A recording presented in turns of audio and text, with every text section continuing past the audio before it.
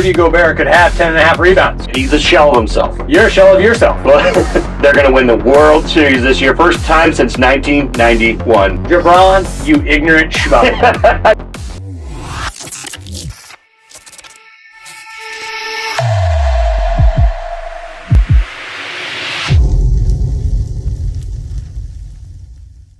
And welcome back, everybody, to WTL. Where's the Line? Nebraska's first and only sports betting show.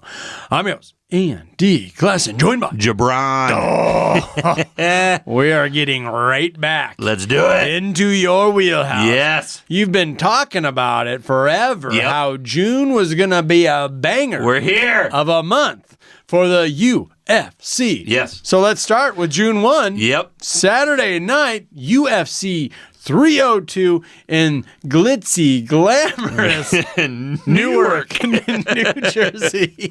Heck yeah. At the Prudential Center. Yeah. But that is going to draw a heck of a crowd. Oh, no doubt about it. And they're happy to be back there because the fanfare is always just off the hook out there on the East Coast in the New York, greater New York metro area there. And Newark totally fits that. And we want to get right to that main card, don't we? Definitely. The last three fights are star-studded, Andy. Yeah. 5 of the biggest names in the UFC star-stud these last 3 fights, so that's where we should start. All right, well, let's start with the middleweight bout. A couple really good middleweight bouts up and down this card.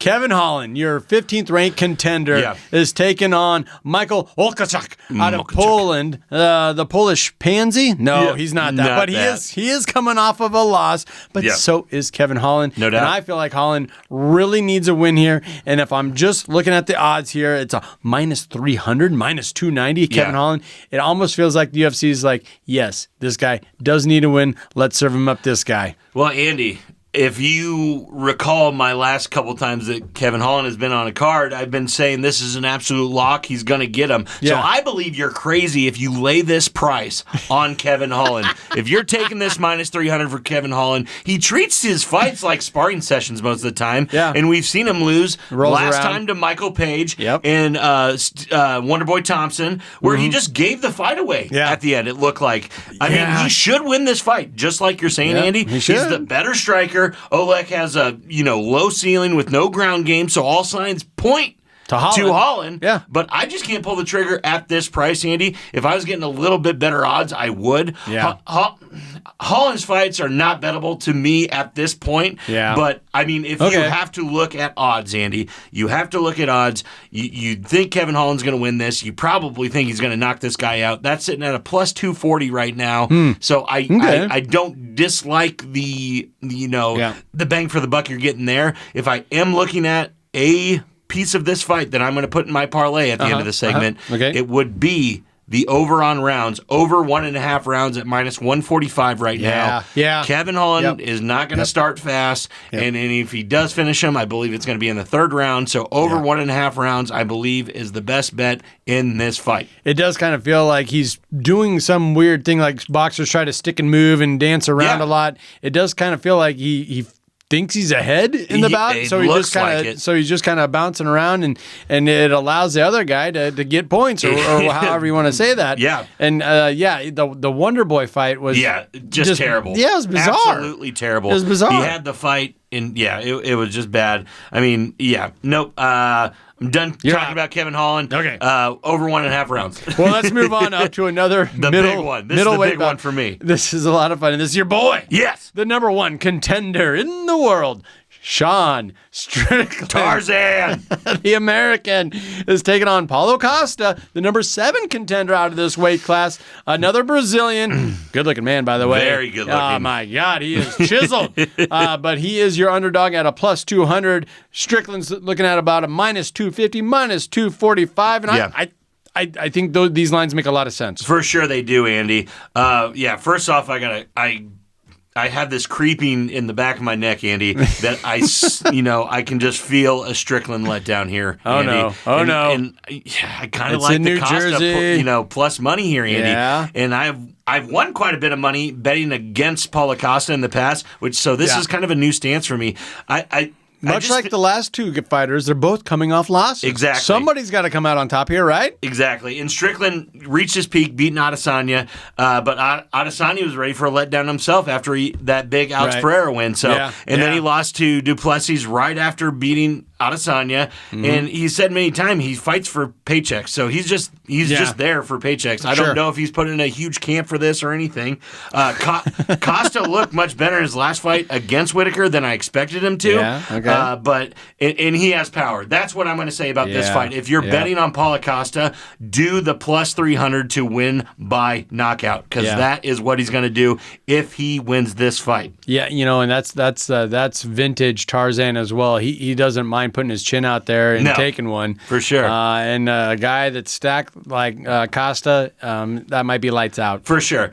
But the way that I'm really boiling this fight down to, Andy, is I believe that Strickland's cardio is going to be so much better than Costa. 5 rounds is too much for Paulo Costa to do. Oh. If this gets past 4, Paulo Costa, or even 3, I think Paulo Costa's done. So if Strickland can manage that distance with no problem, I like this fight to reach the 4th round. So over 2.5 rounds would be a solid bet for me, Andy. Yeah. But as much as I want to bet on Costa right now, I probably won't get there, and 5 rounds is too much for him. I think the bet here, Andy, is Sean Strickland to win by decision at a plus 150 right now.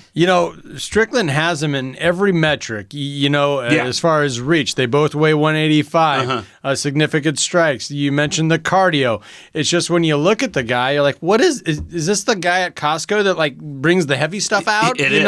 I mean, that's the persona he kind of plays on. What he likes to be known as. Has a lot of fun. I will say he's making the rounds on podcasts. For sure. And he's opening up and all these other things. It's like, man, it's just like the Rocky movie, like Rocky 2. You're not paying, or Rocky 3. You're not paying attention to the fight. Attention. You're not. You're out partying with Conor McGregor. Yeah, you're partying with Conor McGregor. You need to be focused on this Brazilian dude, man. Yeah, no, I do believe that when it comes to fight time, he is going to be locked in, and I just think this is too much of a good fighter for Paulo Costa to take down just with heavy punches. So I do believe Strickland gets the decision. I believe it probably does go the distance, and Strickland gets it by decision. All right, should we move to the main card? Main event. Let's do it. The champion, the belt is with Islam Makhachev and Dustin Poirier, the Diamond. Dustin Diamond. Right place, right time, huh? Yeah.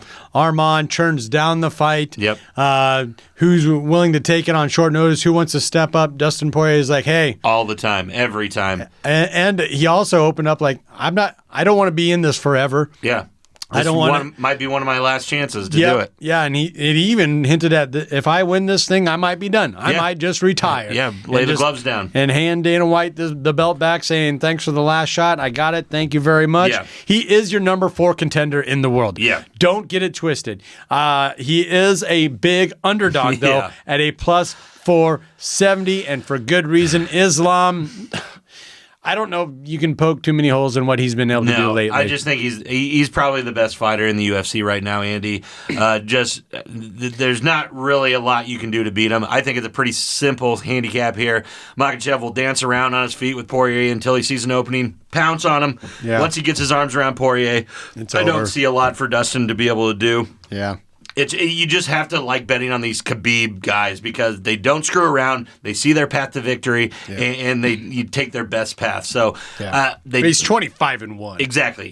They don't get cute. They don't get fancy, and I don't think Islam wants to get into a striking match here with Poirier because Dustin can put him on his ass. Yeah. So I think he's really going to get to the ground quick and easy here, and Makhachev finish on the ground is what I'm seeing right now. And I think Dustin knows that the only way he's going to win is if he can turn this into a boxing match. Stay on the feet. And Islam knows that as well. Exactly. And he's going to do everything he can to, like you said, pounce, to strike, or jump it and turn it and get it to the mat, because he doesn't want to stand there and trade blows with Dustin. Nobody wants to trade blows with Dustin Poirier. No, we've seen it too many times, Andy. A lot of what this fight reminds me of, Andy, is Khabib versus Conor McGregor. A very, very good striker versus the best wrestler in the UFC, and that's what this is. You got to keep your distance from him, pick your shots, but at some point you're going to misstep, and he's going to get around you, and it's going to be over. Yeah. Anytime that a guy is Islam Makhachev to win by submission is minus 120 right now, Andy. Oh, my God. That is absolutely horrible. Oh, wow. But guess what? It's going in the parlay because it's going to happen.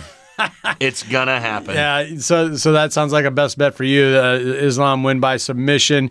Any type of value out there betting on the diamond. Dustin Poirier. He's going to be a fan favorite. Newark loves him. Yeah, no, he is. The place is going to be rocking for Dustin. If he has a good game plan and all that, and he could catch him. This is the UFC. Anything can happen. Dustin Poirier to win by knockout plus 650 right now. Like that. So I do like that. Just throw a couple bucks on it though, Andy. You're not going to get rich betting on stuff like this because it's not going to happen.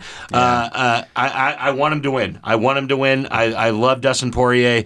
I just don't see it happen. Islam is going to get him within the first 2 rounds, I believe. So do with that what you will. I do believe he's going to submit him, though. All righty, Mr. Parlay Pounder. Yeah. You mentioned it. You got a parlay for this UFC 302. I do, and I've spelled it out for you. I'm going with those 3 fights. I'm going Kevin Holland over 1.5 rounds. He's a slow starter. He does get the win, but over 1.5 rounds. I believe it gets into the third.